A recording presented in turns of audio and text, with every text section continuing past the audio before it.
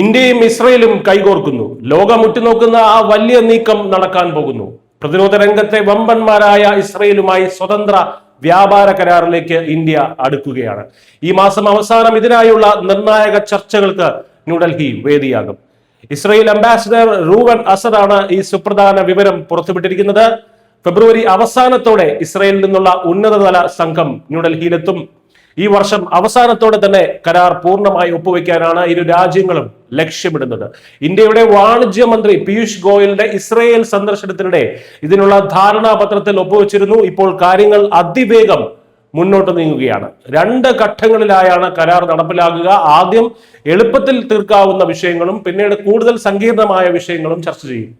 വെറുമൊരു വ്യാപാര കരാർ മാത്രമല്ല ഇത്. AI, cyber security, quantum computing തുടങ്ങിയ അത്യാധുനിക സാങ്കേതിക വിദ്യകളിലും പ്രതിരോധ രംഗത്തും ഇന്ത്യയും ഇസ്രയേലും ഒന്നിച്ചു നീങ്ങും. കാർഷികം, ജലസേചനം തുടങ്ങിയ മേഖലകളിലും ഇസ്രായേലിന്റെ സാങ്കേതിക സഹായം ഇന്ത്യക്ക് ലഭിക്കും. UAEക്കും ഓസ്ട്രേലിയക്കും പിന്നാലെ ലോകത്തിലെ വൻകിട ശക്തികളുമായി കരാറുകൾ ഒപ്പിടുന്ന തിരക്കിലാണ് ഭാരതം.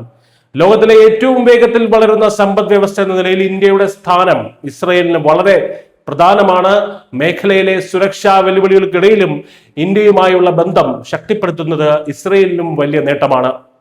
ശത്രു രാജ്യങ്ങളുടെ നെഞ്ചിടിപ്പ് കൂട്ടുന്ന ഈ സൗഹൃദം പുതിയൊരു തലത്തിലേക്ക് കടക്കുകയാണ് എന്ന് നിസ്സംശയം പറയാം. ചുരുക്കത്തിൽ സാങ്കേതിക വിദ്യയും പ്രതിരോധവും സമന്വയിപ്പിച്ച് ഇന്ത്യയും ഇസ്രയേലും പുതിയൊരു ചരിത്രം കുറിക്കാൻ ഒരുങ്ങുകയാണ്. ഈ കൂട്ടുകെട്ട് ഏഷ്യയിലെ തന്നെ ശക്തി സമവാക്യങ്ങൾ മാറ്റിമറിക്കുമെന്നതിൽ തർക്കമില്ല. News desk news India Malayalam.